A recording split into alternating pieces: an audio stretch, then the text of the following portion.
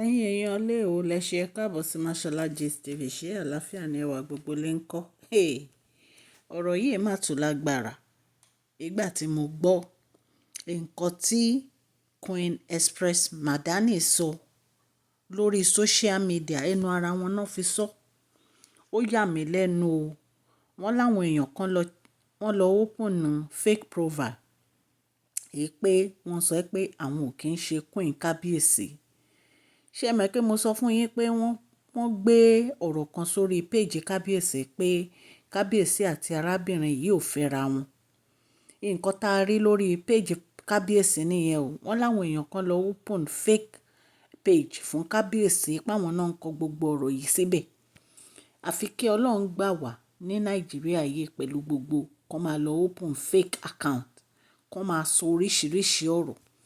Mo wá fẹ́ kẹ́ ẹ gbọ́ nǹkan tí Queen Empress Madani tó sọ fúnra wọn. In fact gan lórí péèjì wọn gan àrí tán gbé picture kábíyèsí síbẹ̀. Ẹ jẹ́ kí n play voice note Queen Empress Madani fún yín. Ọlọ́run á wà pẹ̀lú gbogbo wa o. If you haven't seen the marriage, it doesn't mean they have not married. There are some fake accounts that talking on behalf of my beloved person, my beloved king, that I am not a queen to him. God knows who is above the God. He knows, I know. So kindly please, do not interfere people of not building a good family consistent of love. The constitution of love need to be happening in all around the world. The evil people that thinking if two people love each other that it's gonna corrupt their black faces, that is coming from the heart. When I say black faces, I don't mean the black skin. Black faces is something that the person might have a white skin, but the black heart, turning the face to be black spiritually, we can see. Don't let them, with the wrong word, to wash your brain. Some accounts I see that are on social media pretending that it's me, but it's not me. When you see my video, that is me. You know me well.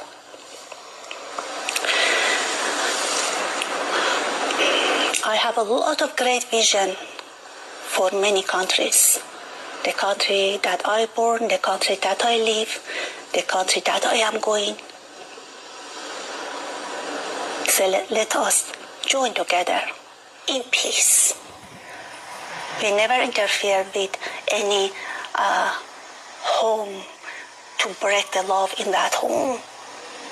We are told to enter, and we accept it. Let the familyhood shine again. We can do it together. I have a lot to say. I have a lot, but I want to see how much some people want to blackmail the other person that has a good heart. Let the love shine all around. Let the truth to be sold, to the reality of the life to be engraved in your gallery, in your brain, on your heart. Truth will be seen. You cannot decline. You cannot hide the truth. What promises you have given to the person, make it. We are the king and queen and the princess and the royals. We are responsible for the people. God bless all of you. I love you. You are in my heart. And again, I will celebrate for many other reasons. So the celebration video might come soon. And I am not AI. That they accuse that queen of AI. No, I am not. Well, as a filmmaker, director, producer, for sure we use a lot of animation and AI. That is a new modern life we have to use. Be smart to see who is the true reality and the true face, showing the true reality, and who is not. God bless all of you. I love you, and I hope you enjoy the rest of your day and week and long time we have to work together. When I come to the new country, I will have a lot of good projects to do. I have a vision for the movie industry and the city of the king and other kingdom that I join as a royalty, and we will have a lot of great productions, so I can cast at least 1,000 people in the movie that I am going to build. I can teach you for low-income people free of charge. This is my pleasure as a queen to help you, and I am about to make a lot of good surprises for you, for dear Nigeria. This is Queen Empress Madani. God bless you. ẹ̀yin èèyàn lé ọ̀rọ̀ kan tí mo dì mú nínú ọ̀rọ̀ yìí ni pé arábìnrin yìí sọ nínú ọ̀rọ̀ tán sọ wípé tí ẹ bá rí márèèjì yìí ìyẹn ò míì pé àwọn ò má rí. So ẹ̀yin èèyàn lé kí ni arábìnrin yìí sọ yẹn? Arábìnrin yìí sọ wípé òun ti fẹ́ kábíyèsí. Ṣé ẹ mọ̀ pé oríṣiríṣi péèjì ni wọ́n ń ṣe lórí social media tó jẹ́ fake page. Tẹ́ bá lọ wo orí péèjì kábíyèsí, orúkọ kábíyèsí ni wọ́n fi kọ ọ̀rọ̀ yẹn wípé arábìnrin yìí kì í ṣe olórí kábíyèsí o, àmọ́ ẹni tó lọ ṣiṣẹ́ yẹn. Ṣùgbọ́n ní ìsìn arábìnrin yìí ló sọ̀rọ̀ fún rẹ̀ wípé tẹ́ ẹ̀ bá rí márèèjì ìyẹn ò ń ṣe pé òun ò fẹ́ kábíyèsí. So gbogbo ọ̀rọ̀ tó sọ yìí ó ń sọ wípé òun wá láti wá ẹ̀pù àwọn ọmọ Nàìjíríà, especially Ilé Ifẹ̀, ibi tí òun jẹ́ queen kábíyèsí. Òun fẹ́ wá ràn yín lọ́wọ́ gbogbo ẹ̀yin ọmọ Ilé Ifẹ̀ láti dá sí ọ̀rọ̀ nǹkan tó ń ṣẹlẹ̀ ní ìlú. Nǹkan tán sọ nìyẹn o. Ó yà mí lẹ́nu nígbà tí mo rí fídíò yìí. Mo dẹ̀ ní okay, ó yẹ kí n play fídíò yìí kẹ́yìn náà fi etí ara yín gbọ́ wípé tí ẹ bá rí márèèjì ìyẹn ò ní pé àwọn ò má rí. Nǹkan tó sọ nìyẹn, fúnra rẹ̀ ló sọ. Ẹ ṣáà gbọ́ fúnra yín. Ó yà mí lẹ́nu. So bí a ṣe ń sọ látijọ́ yìí pé kábíyèsí àti arábìnrin yìí wọ́n fẹ́ra wọn. Ó lẹ ti fẹnu ara yín gbọ́.